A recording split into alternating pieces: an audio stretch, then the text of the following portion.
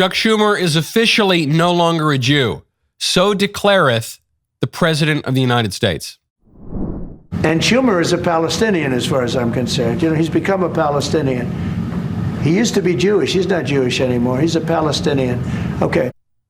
I think that does it. I know it's still debated among scholars whether or not the Scottish German Presbyterian president has the authority to de-Hebraize one of the most famous secular Jews in the world. It is kind of like a modern, really a postmodern investiture controversy. But I'm with Trump. I suspect the reverse circumcision will be deeply unpleasant. I suspect Democrats will rue the day that they developed all of that technology for trans surgeries. But Trump is de-Judaizing Schumer because Schumer has opposed the deportation of the former graduate student at Columbia, Mahmoud Khalil, who led a bunch of pro-Palestine demonstrations and made a general nuisance of himself around New York City. But Schumer is not the only prominent Jew taking the side of the radical pro-Palestine activist. Jerry Nadler, Jamie Raskin, also top politicians in America, top Democrats, top Jews, they are both demanding Khalil's release. Meanwhile, Baptists and Catholics and lapsed Presbyterians are cheering on his deportation, all of which tells you a lot about the true meaning of the Mahmoud Khalil affair. Hint, it is about a lot more. It goes a lot deeper than Israel or Gaza. I'm Michael Knowles. This is the Michael Knowles Show.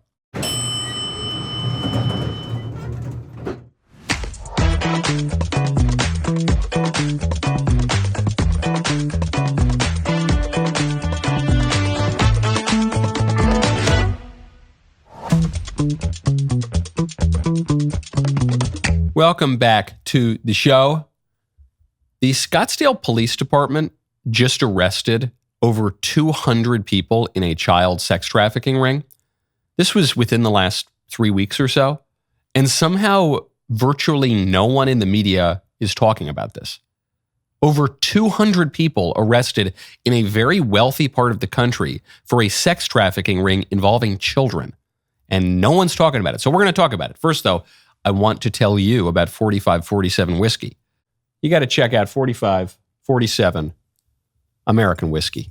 As we celebrate the victory of our 47th president, there's no better way than to introduce the 4547 Patriot Edition American whiskey produced by the team at Wise Spirits right here in our hometown of Nashville. Their masterfully crafted American whiskey pays homage to the very essence of our great nation, celebrating its rich history and vibrant culture. Each batch is carefully selected from the finest barrels, with each drop representing a testament to precision and quality. Best part is this whiskey is made by patriots for patriots and embodying the spirit of the American dream. I was actually just thinking, is it too early for me to have a sip of this whiskey right now? Mr. Davies, is it too early? It's never too early, Michael. It's never too early. All right. Well, it's still got the plastic on it. All right. Maybe after the show. It's really, really delightful stuff. Experience the 4547 Patriot Edition whiskey, where every sip tells a powerful story of heritage, craftsmanship, and indomitable pride. Please drink responsibly. 4547 Premium American Whiskey, 46% alcohol by volume, copyright 2025 Wise Spirits Incorporated, Nashville, Tennessee. You must be 21 years old or older. Mahmoud Khalil, the former graduate student who has somehow dominated the news more than any real academic in the country for probably many decades. Will he be deported or not? Is holding a pro-Palestine demonstration a deportable offense? Are the Republicans and Trump trampling on Mahmoud Khalil's free speech rights? Is this just an example of the Israel lobby? Jews trying to deport their enemies, even though the really prominent Jews are all demanding that he stay. What's going on here? We turn away from the Democrats and the Jews toward a Republican, Cuban, Italian, Irish, Southern Baptist, Senator Ted Cruz, on a podcast I've heard of before, the Verdict podcast. Have you ever heard of that? Senator Cruz explaining why the Khalil deportation is a good idea and not a free speech issue. There have been a number of people online, a number of leftists who are saying, well, this is free speech. This is allowed. Let me be clear. Under U.S. law, American citizens are protected by the First Amendment. Foreigners are not. A visa to come to this country as a student That is a permissive decision, and you do not have a right, if you are a guest to this country, to actively undermine America. Let me be clear to anyone. If you hate America, if you want to undermine America, do not come to this country. And the Trump administration rightly arrested and plans to deport Mahmoud Khalil for organizing anti-Israel, anti-America, pro-Hamas protests. And what's stunning, Ben, what do you think the reaction of the Democrats is to this? They stand with Khalil. They stand with the anti-Israel, pro-Hamas protesters. So if you want to know where you stand, if you stand with Israel, if you stand with American Jews, if you stand with freedom, if you stand with the right to be free from oppression and violence, that ain't the Democrats. They stand with those engaged in violence. Okay, so Senator Cruz's primary point here is visas are a permissive decision. No one has a right to a student visa. Foreigners who come into this country cannot say, I'm an American citizen, you can't deport me for stating my mind. We can choose to let you in or choose to exclude you for basically any reason. And if you're here and you're doing things we don't like, we can send you home for basically any reason too. Foreigners are not entitled to all of the rights of American citizens. So what is this really about? You heard Senator Cruz bring up so many issues here. He's anti-American. Okay, that's one thing. He's anti-Israel. That's a different thing. He's a Columbia graduate student. Senator Cruz doesn't point this out explicitly, but as far as I'm concerned, all the Columbia graduate students should be deported, even the ones who are American citizens. He's demanding free speech rights, but he doesn't actually have some kind of right to free speech in the same way that an American citizen does. What is this really about? There is a charge that this guy is being deported because of Israel. That if he hadn't come out against Israel, if he were just an ordinary anti-American protester, if he were just supporting some other cause around the world, that he wouldn't be deported. I don't really totally buy that, in part because of what we opened the show on. One of the most ardently pro-Israel Jewish politicians in the country is also one of the loudest voices to keep this grad student in the country. I'm not sure if you say, well, it's only because of Israel, only because he's anti-Israel and pro-Palestine. That's the only reason he's being deported. Have you ever seen other demonstrators be deported? I'm trying to ask, well, what would the other example be? What are the big leftist demonstrations in recent years? BLM? There weren't a lot of foreigners involved in BLM. Much as I would like to deport the people who marched with BLM, those are American citizens. That's a different issue. The Me Too movement, all those screechy feminists with the pink hats, much as I would like to deport them, they were American citizens. The pro-Palestine, anti-Israel protests uniquely attracted lots of people who some are citizens, but many were not citizens. Many, like this guy, were here on visas or had green cards or were just studying over here. It's a different situation. So you could deport those people in the way you couldn't deport people from other leftist protests. What is this about? Obviously, it touches on Israel-Palestine. There's no doubt about that. But this goes deeper than that. This is about what do we think about free speech? And I'm really happy about that because, as you know, I wrote a book called Speechless, #1 national bestseller, highly recommended you pick it up, which said that we're getting free speech wrong. Free speech is, the debate really is not over pure free speech versus total censorship. It's about competing standards and norms, and we have the right to standards, and we have the right to restrict speech that is disordered or illegal or not conducive to human flourishing. So in this case, you're seeing Republicans take up that more traditionally conservative point of view. This is about the border. We are now in the midst of mass deportations. It's no surprise that this guy is potentially being deported during that big wave. This is about immigration generally. Most Americans want less immigration total. Illegal and legal. For decades in this country, we've been told we have two options on immigration. More illegal immigration from the Democrats or more legal immigration from the Republicans. But if you look at public opinion polls, Gallup, Pew Research, most Americans want drastically less immigration overall. So yeah, we do want to deport some people who are, even the conversation, what's the purpose of immigration? The libs say the foreigners have a right to be in America. Even many of the squishy Republicans for years have said, well, they have a kind of a right to be in America. But now what we're saying is, no, these people don't really have a right to be in America. The purpose of immigration is to make our country better. If diversity is our strength, a dubious proposition advanced by Dan Quayle in the 90s, but if that really were the case, then great, show me how it makes us stronger. I don't think this guy is making us stronger. So you have this weird situation where the most prominent Jews in the country, Jews tend to be Democrats, though there are many good, strong conservative Jews, but especially the unobservant Jews tend to be Democrats. And so you got the most prominent Jews in the country in politics saying that they got to let this pro-Palestine guy stay. And then you got what? You got Ted Cruz, who's a Cuban, Italian, Irish, Southern Baptist. You got President Trump, who's a Scottish, German Presbyterian. You got Tom Homan's the guy in charge of deportations. Tom Homan's a Catholic. And what is Homan? Homan Dutch, maybe? I don't know. Anyway, they're the ones who are on the side of deporting the guy who's pro-Palestine. It's not that it has nothing to do with the Israel-Palestine conflict. It obviously does. But it goes much deeper, and it goes to the kinds of political debates that have transformed the right and have defined the battle between right and left for about a decade now, at least. Now, I think that's a good thing. You know what else I think is a good thing? Good ranchers. Go to goodranchers.com, use code Knowles. Here's something shocking. Over 140,000 family farms across America have shut down since 2017. Why? Because grocery chains keep pushing cheap imported meat instead of supporting the folks who live and work right here in the USA.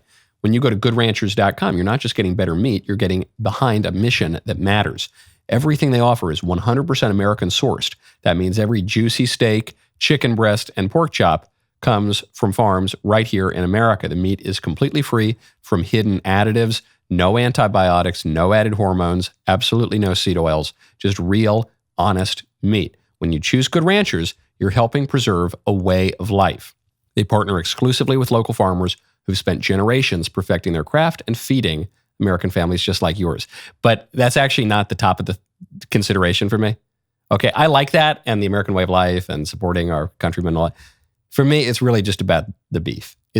How's the beef? Is it good? And the thing is, I eat Good Ranchers all the time. It is the best beef you're going to get. And the price is unbelievable. I don't know how they do it, but it's the greatest.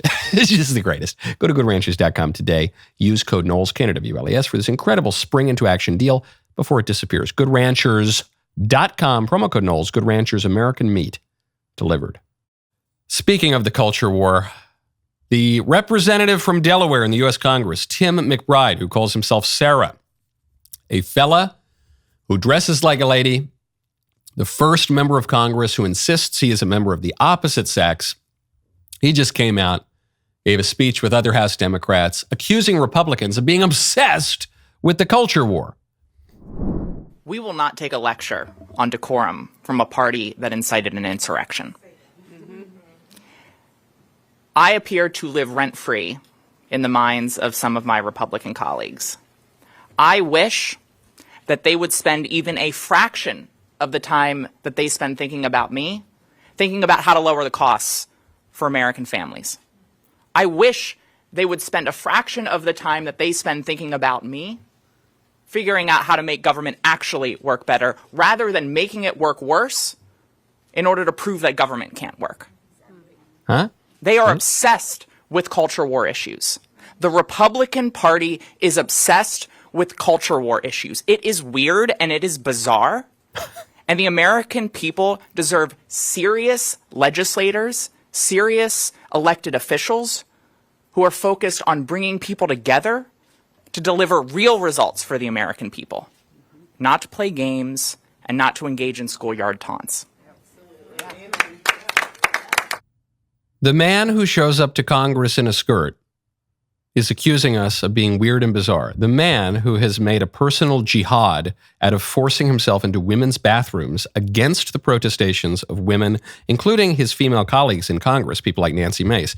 That guy's accusing us of being weird.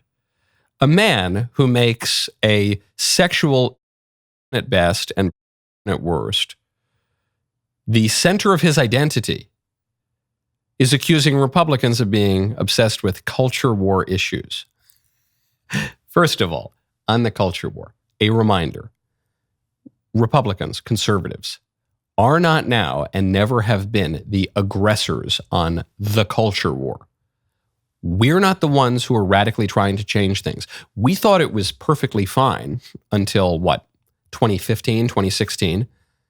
that men were limited to the men's bathroom and women were limited to the women's bathroom, and boys were restricted to boys' sports leagues and girls were restricted to girls' sports leagues. We thought that was fine. We had no problem with that. You guys are the ones who changed things. You guys are the ones who said that Husky Hank has a constitutional right to strip down naked next to our daughters in the public pool. That was your aggression. And that was rather intense aggression in the culture war. And then we objected to that, and you said, we're the aggressors. You said, we're the ones who were obsessed. But then furthermore, on this term culture war, what is the culture war? You know, the culture war is a very, very bad thing when it's the other side who's winning. Have you ever noticed that?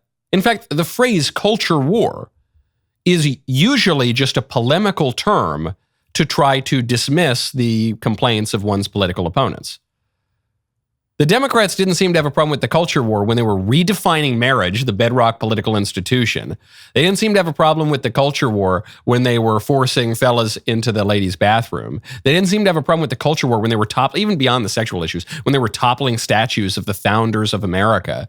They didn't seem to have an issue with the culture war when they were radically rewriting the curricula to oppose truth, beauty, and justice, goodness, the American way, everything in between. No, they only have a problem with the culture war where did this come from? It's because one of Tim McBride's colleagues in Congress referred to him as Mr., which is a respectful thing to do to your congressional colleague who's a man. Because a Republican member of Congress, Keith Self, who came on this show a few days ago, because Congressman Self refused to be forced to lie on behalf of Tim McBride's sexual. Because of that, now this guy's throwing a big news conference, accusing us of being obsessed with the culture war. At a basic level, though, what is the culture war? What is culture? Culture is the customs, the institutions, the beliefs, the behaviors of a people. That's what the culture war, that's what the culture is. So a culture war is just trying to change culture in some way, to advance, to defeat one's opponents in the culture. But that's what politics is. Yeah, it's a polemical term and it's kind of silly, culture war, but whatever it means, yeah, I should hope Republicans are engaged in it. That's the job of Republicans, is to engage in politics. That's why most American voters elected Donald Trump, is to engage in politics and change politics for the better. What are the Democrats doing? They're not concerned about the culture. They're not trying to change the culture. Oh, wow. What are they doing there? Are they whittling? Are they sewing? Are they knitting? What do they do in DC? No, they're engaged in the culture war. It's just right now they're losing. And they're rightly losing because they show up. Much of what the Democrats have pushed forever has been absurd, but now it's so visibly absurd. When it's people like Chuck Schumer, who are generally polished and put together and wear their necktie and speak in a kind of dry, educated way with this Harvard degree, then you sometimes miss out on the absurdity and the radicalism of what they're pushing. But when it's a fellow wearing stiletto heels and a skirt in the halls of Congress, it's clear that what they're pushing is absurd. And they have the audacity to call us weird and bizarre and obsessed with politics. Okay. All right, buddy, whatever. Now, they don't want to talk about the culture. Well, I don't know what they want to talk about. They want to talk about technocracy or efficiency. That's fine. Getting down to brass tacks. Tim McBride says that the Republicans would rather stop the government than, make sure the government is going on well. Okay, well, what about that government shutdown we were supposed to have? It's not the Republicans who were trying to stop the functioning of the government. It was the Democrats. And everyone knows it. And President Trump made this point from the Oval Office. If it shuts down, it's not the Republicans' fault. We passed a bill where we had an incredible Republican vote. We only had one negative vote, a grandstander, one grandstander. There's always a grandstander in the lot. But it was amazing. People were amazed that the Republicans were able to vote in unison like that, so strongly. If there's a shutdown, even the Democrats admit it'll be their fault. And I'm hearing a lot of Democrats are going to vote for it, and I hope they do. So that was yesterday. Things are moving very quickly. Things that move very quickly generally in the Trump second term. It truly feels, and I like basically everything that's going on, but it feels as though Trump was inaugurated 5 years ago. It was January 20th. We're not even at March 20th yet. It's less than 2 months. so much has happened. So yesterday, he says, hey, even the Democrats are admitting if the government shuts down right now, it's their fault. Because essentially all of the Republicans voted to fund the government, voted for this continuing resolution. You had all but one in the House. You had all but one in the Senate. So it's up to Schumer because the Republicans would need 60 votes, not just 51, but 60 votes in the Senate in order to advance the bill, in order to go to cloture. And Chuck Schumer said, well, you don't have the votes. So it was the Democrats who were going to shut it down. But the Democrats are on record for many years now inveighing against the horrors of a government shutdown, saying it's contrary to democracy. People will die. This is the end of our country. It's terrible. The people who shut down the government, they've given up their right to govern. And so now the Democrats don't want to look like huge hypocrites. They realize they're just backed into a corner. What happens yesterday? Chuck Schumer Caves. Republican rejection leads us to a decision. And it's not really a decision. It's a Hobson's choice. Either proceed with the bill before us or risk Donald Trump throwing America into the chaos of a shutdown. This, in my view, is no choice at all. While the CR bill is very bad, the potential for a shutdown has consequences for America that are much, much worse. For sure, the Republican bill is a terrible option. It is not a clean CR. It is deeply partisan. It doesn't address far too many of this country's needs. But I believe allowing Donald Trump to take even much more power via a government shutdown is a far worse option. Listen to this. Oh, man. It's so embarrassing. He knows he's in the corner. He says, oh, I know I said I wasn't going to vote for this, and I know I said we were willing to shut the government down, but I was bluffing. Trump called my bluff, and now I don't want him to shut the government down because that'll give him even more power. No, it wouldn't. Not really. Not really at all. If you didn't fund the government, if you shut it down, you would not be giving him more power. You'd just look like a big jerk. I guess in the long run, you might be giving him more power because you guys would get blown out during the midterms. But no, this is a flimsy excuse. You bluffed and you lost. So do I care that much about the government continuing operations? A little bit. It's good that they'll be able to do this. It is a win for Trump. This is a loss for Schumer and the Democrats. L after L after L for the Dems. And poor Chuck Schumer, he's still licking his wounds because he's no longer Jewish by official decree of Emperor Donald. But beyond this continuing resolution, this makes me much more bullish on Trump's other negotiations. Because what have we been hearing for days? Oh, he's going to blow up the government. Oh, Trump, he's destroying the norms and everything's going to get worse. And then what? No big deal. No government shutdown. Government shutdowns under Obama. No government shutdown under Trump. But what are the big negotiations he's engaging in now? Ending the Ukraine war. And we hear, oh, he's going to give everything to Putin. Oh, he's a bad negotiator. Resolving the Israel-Gaza war. Oh, no, Trump, this is crazy. He doesn't know what he's doing. Oh, he's a bad negotiator. He's going to get us a bad deal. I don't know. This is the first big deal that Trump had to secure in his second term. And he got everything he wanted over the intransigent Republicans, over the House Republicans. It's like herding cats, over the Senate Republicans, and over the Senate Democrats, and over Chuck Schumer, who's a very talented politician. And still, Schumer went down in flames and Trump got everything he wanted. Makes me bullish on Trump's other deals this term. What is his legacy going to be? What's your legacy? I want to tell you about Legacy Box. Go to legacybox.com/Knowles. If you are not able to watch old family videos anymore, because no one has a VCR these days and everything's recorded and stored on outdated technology, you are going to love my friends at Legacy Box. Now, with Legacy Box's spring cleaning sale, you can check digitizing your memories off your to-do list and protect them forever for only $9 a tape. Legacy Box makes it incredibly simple. Just pack up your outdated tapes, films, photos, mail them in. They handle the rest. Everything comes back digitized to the cloud so you can view and share your memories from any device, anywhere. It's so effortless. You will wonder why you didn't do it sooner. I love Legacy Box.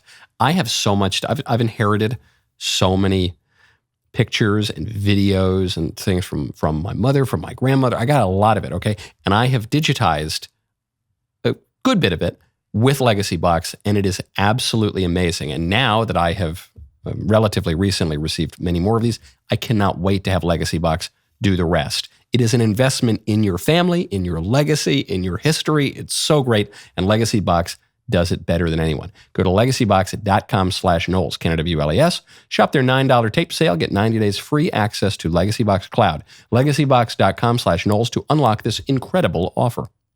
My favorite comment yesterday is from Patrick Coley, who says, "No shirt, no shoes, no service. We reserve the right to refuse service to anyone for any reason." This was posted on every 7-Eleven window in the U.S. in the 70s and was strictly enforced.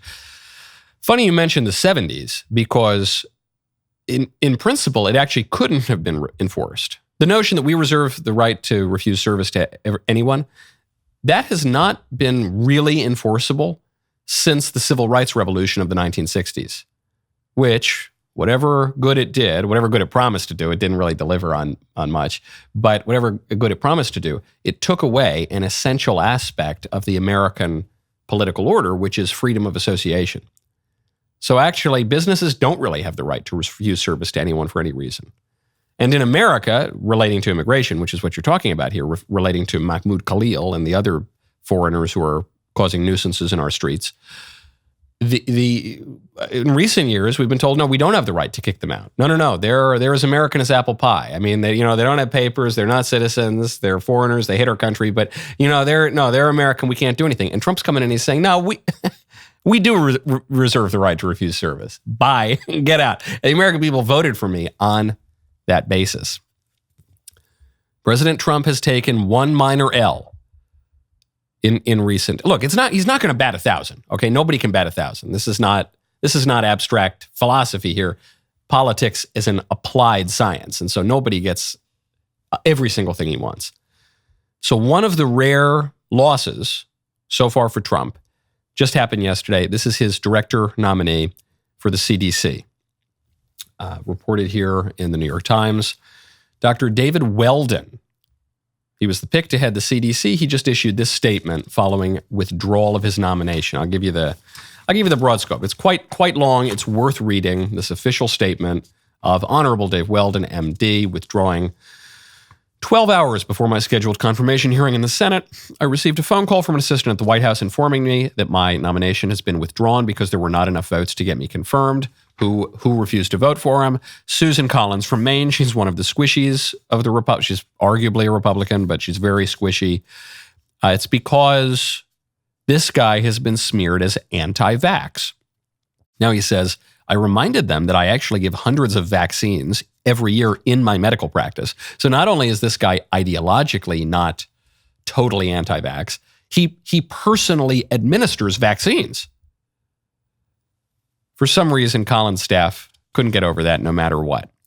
So there were 12 Republicans and 11 Democrats on the committee. Losing one was a problem, but also the White House staff, he suspects, withdrew his nomination because Republican Chairman Dr. Bill Cassidy of Louisiana was also voting no. And he's also an internist. He's also a medical doctor. Apparently, these two guys had known each other for years, but he was also throwing around the claim that this guy was anti-vax, or that he believed vaccines cause autism, which Dave Weldon says, I've never said. And then Big Pharma. He says, the concern of many people is that Big Pharma was behind this, which is probably true. They are hands down the most powerful lobby organization in Washington, D.C., giving millions of dollars to politicians on both sides of the aisle. They also purchased millions of dollars of advertising in newspapers, magazines, and on TV. For any news organization to take on Big Pharma could be suicide. Many media actually carry water for Big Pharma. So he says, look, I love Bobby Kennedy. Bobby Kennedy was furious that my nomination was withdrawn, but there it goes. It's worth reading the whole thing. The vaccines are going to be a major political issue right now. And as politics is applied science, we're going to get an experiment to see who's right on the vaccines. Because you've got the media powered in no small part by Big Pharma. You've got politicians going into overdrive, fear-mongering people on the next big epidemic, which is going to be measles. Measles had been pretty much wiped out in America following the introduction of the measles vaccine about half a century ago. Now people have more concerns about vaccines, especially bombing children with many, many vaccines, many, many more than even existed when I was a kid, when they're really, really little. And there are some concerns about what that does to kids. So vaccination rates are declining, and measles rates presumably will increase. Now, what's funny is you're seeing all these headlines about how the measles are taking over the country this year and all this fear-mongering. There were also measles outbreaks last year. But last year, Joe Biden was president, so you just didn't hear anything about it. This year, Trump is president, and it's a hot topic because Bobby Kennedy is at HHS and supposed anti-vaxxers are being nominated for the CDC. So now we're going to see in real time. Even conservatives are very nervous about the measles. Even people who had been anti-vaccine for their own children, they're now saying, should I get the measles vaccine? So what is it? Let's not forget, 50 years ago, people just got the measles. In fact, this is a clip that's been going around from the Brady Bunch, one of the most popular sitcoms of all time. This is how Americans understood measles outbreaks half a century ago. Hi. Peter. What are you doing home from school? They sent me home. Measles. That's either measles or a strange case of red freckles. You have got a temperature. They told me 101.1. What's the record? Never mind. Oh, are you sure it's the measles? Well, he certainly got all the symptoms. A slight temperature, a lot of dots, and a great big smile. A great big Bueller, smile. Bueller, hello. No school for a few days. Say hello to my dotted son for me. Tell him I'll bring him some comic books and I'll see you later, dear. Okay, honey, bye. Boy, this is the life, isn't it? Yeah. If you have to get sick, you sure can't beat the measles. That's right. No medicine. Inside or out? Like shots, I mean. Don't even mention shots. Yuck! Measles, measles, measles. Well, all the kids have now had the measles. So have I. Well, I had them years ago. Looks like the Bradys are finished with the measles. Hold it. Ha ha ha ha. And there's the laugh track. Uh-oh. Alice has now, Alice is a bit older than the kids. And say, oh no, she's going to be on death's door. We're all going to die. You should just get the measles. I never had the measles. I had the measles vaccine. I had chicken pox. Now kids don't even get chicken pox because they get the chicken pox vaccine. So I don't know. I'm not a doctor. I'm not like this former CDC nominee, Dave Weldon. I'm not a doctor like Bill Cassidy. I'm not a doctor like, I don't know, any of these people. But it is not unreasonable for people who have just lived through a traumatic national experience, that is COVID, during which our public officials lied to us specifically about vaccines. We now know they lied. It's not even just that they got it wrong. They lied. They now say the purpose of the vaccine was never to prevent infection. Previously, they told us the purpose of the vaccine is to prevent infection. They lied. Then they said, well, wait, it'll prevent transmission, but actually it didn't prevent transmission. Then they said, well, it'll do something. It is not unreasonable for a people who have been lied to specifically about vaccines to have some questions about vaccines, especially when measles was a punchline in sitcoms 50 years ago. And all those same people are fear-mongering to us now, telling us that we're all going to die from it. But it's a big fight. It'll be borne out in practice. We'll see who's right. Who's right? Bobby Kennedy? Guys like Dave Weldon? Or Big Pharma? We'll see. We'll see. Story I want to get to before the mailbag. Crazy story. The Scottsdale police have arrested 202 people in a 12-day multi-agency human trafficking sting. This is between January 22nd and February 15th. This was an operation to arrest sex buyers, child predators, individuals involved in sex trade trafficking. The operations were decoy-based, so no children were directly involved in it, but children were ostensibly involved in it. Charges range from child sex trafficking, prostitution, pandering, luring a minor for sexual exploitation, attempted sexual conduct with a minor, possession of narcotic drugs, and felony flight. 202 arrests, 53 felonies, and 149 misdemeanors. What? That's a shocking news story. Next layer, it's another shocking news story that the news is not talking about this mass arrest on child. Next, tertiary level to this news story, it happened in Scottsdale, Arizona. Scottsdale, Arizona is a very rich part of the country. It's not that this happened in the ghetto somewhere. It's not that this happened in the shadows somewhere. Scottsdale, Arizona, the median household income in Scottsdale, Arizona is $107,000 per year. That's much higher than the national median household income. National median household income is $75,000 a year. So you're talking about over a third higher. Scottsdale, Arizona, when you consider towns and cities that have over 50,000 people in them, it's in the 87th percentile of wealth. When you look at education, 59% of Scottsdale, Arizona residents have a college degree compared to 31% nationally. This is not a problem that afflicts what our elites would call the unwashed masses. This weird sex stuff, specifically child stuff, it seems to be a problem that afflicts the elites. A pathology, I should say, that afflicts the elites. That's really weird. Not totally unexpected for anyone with some familiarity with history, but it's really weird.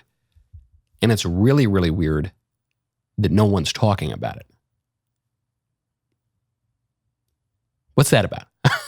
I don't know. I'd like to hear. I don't have more facts on the ground here because this story came out and there's just so little coverage of it. Why isn't the news covering this? Very strange. Now, do you want to watch more of the Michael Knowles Show? Do you want to watch more of the Daily Wire? It's time to become a Daily Wire Plus member. Get exclusive access to my show, ad-free streaming, and early access to our biggest releases.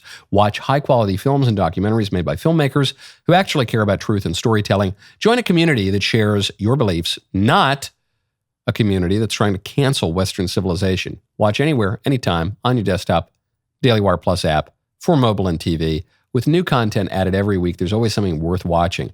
Join today at dailywire.com/subscribe.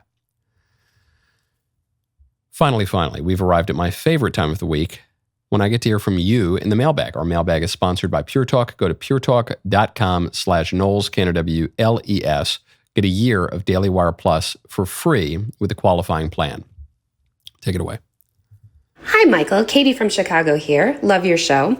I know you feel very strongly that there are no pets in heaven. However, I had a conversation with a Lutheran minister who I admire who explained to me that he believes heaven is the place where your joy is made complete.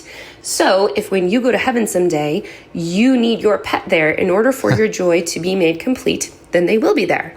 And truthfully, I've gone my whole young adult and adult life believing this as well. What are your thoughts on this take? I'm curious. Best of luck and take care. Let me know. Good question. Do we eat cookies in heaven? Do we eat physical cookies, specifically chocolate chip Toll House cookies? Do we eat those cookies in heaven? Are they there? No, because heaven is incorporeal. But what if you need cookies to have the fullness of your joy? I really like cookies. Do I get to smoke cigars in heaven? That's a better example probably for me. Cigars are a big part of my joy on earth. Do I get to smoke cigars in heaven? I don't. There will be the incense, in the choirs of heaven that we see in the images of heaven in Revelation. But no, you don't smoke physical cigars in heaven. But I need them for my joy, don't I? No. The completion and perfection of your joy is in God. Let me put this in an even more practical way. There is a place called hell. Hell is real. People go there. People you know go there. Maybe people you love go there. Maybe it's even quite likely that people you love are in hell. But what if you need them to be in heaven for the completion of your joy? C.S. Lewis takes up this question in The Great Divorce, and he says it's impossible for us to imagine it, just as it's impossible for a child to imagine there's anything more wonderful than cookies and chocolates and candies. It's impossible for us to imagine, but perhaps the blessed in heaven actually take satisfaction in the justice that leads to the torment of the damned in hell. We can't really imagine that. But maybe that's the case. Because maybe we can't comprehend God. Because if we could, he wouldn't be God. We can't fully comprehend God. No, pets don't go to heaven because animals don't have rational souls. They have souls that are proper to their being, but they don't have rational souls. so they don't go to heaven. There could be animals, not in heaven, but in the new heaven and the new earth after the second coming, after the final judgment. Maybe there could be animals in principle. I don't know. It could be the case, but pets themselves, no, they can't go to heaven because their souls don't have an existence outside of the material of their bodies. We do because we're made in the image and likeness of God and we have reason, but they don't. So, sorry. No, I heard someone describe this as, it's not the fideist heresy, it's the fidoist heresy. That is pertaining to Fido. Next question. Hey, Michael, I'm a big fan of the show and your book, Speechless. You often speak of how the left has taken over the arts, specifically film and music. And as a Christian conservative and a musician myself, I hate seeing the music, movies, and TV shows made today declining both in quality and in morality. And so my question is, what are some real things we can do to take back the arts? I have a great example, and providentially, I actually have a prop with me right now. I had to bring this in today for a bit that we're filming after the show, for those of you who are listening. This is my ukulele. I've played ukulele since 2004, maybe? I don't know. I've played ukulele for the now vast majority of my life. I'm not even that good at ukulele, but I love ukulele. I could go months without playing, but sometimes I play it every single day. I just love it because I find it very relaxing. I find it charming. What I get out of music is not that I'm going to be a rock star. There aren't that many ukulele playing rock stars. I get a great deal of joy out of music. It works my mind. It relaxes me. I can hear beautiful things and then try to recreate them in a paltry way, or I can even imagine things, write little songs myself. All of that is to say, if we want to bring reason back to the arts, if we want to bring a seriousness back to arts and culture, we need to engage with it ourselves. And not just in an instrumental way, pun unintended, not just in an instrumental way to make money or something, or to build a big company. We actually have to love it. We have to be... We have to help to shape our loves in a good way and then be guided by our love toward good art. You're not going to force a bunch of Chamber of Commerce type Republicans to suddenly care about symphonies and ballet. And if all they really care about is spreadsheets, you can't force them to do it. You have to cultivate that kind of love. And the way to do that is in your living room. It's to play ukulele around your kids. It's to learn the piano. You don't have to be good. You could just do it. It's like Winston Churchill with his paintings. Winston Churchill wrote a great essay, Painting as Pastime. He said, if you're reading this essay because you want to start painting, you will never be good. Get that out of your head. That's not the point, to be good necessarily. It's to get better at it, to grow in love for it, and then you can really appreciate music and arts. That's what you got to do. But that starts in the living room. Some things can be a little bit more top down in our country. That one, you need to be cultivating that for a long time in your private life. Next question. Hey, Michael, just wanted to get your thoughts on a phenomenon that I've observed, which is there are a lot of Christmas, Easter types of Catholics who go get ashes on Ash Wednesday. I'm at a university, and I got ashes at our Newman Center, and it was just filled with all kinds of people that I'm sure don't regularly attend Mass. And I even went to a parish nearby for Mass, and it was like Christmas level packed in there. Even my roommate, who hasn't been to Mass in years, went to get ashes.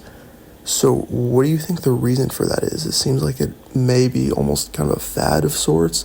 Like people kind of like to show that they're Catholic, but not really in a religious sense, more of just a cultural sense.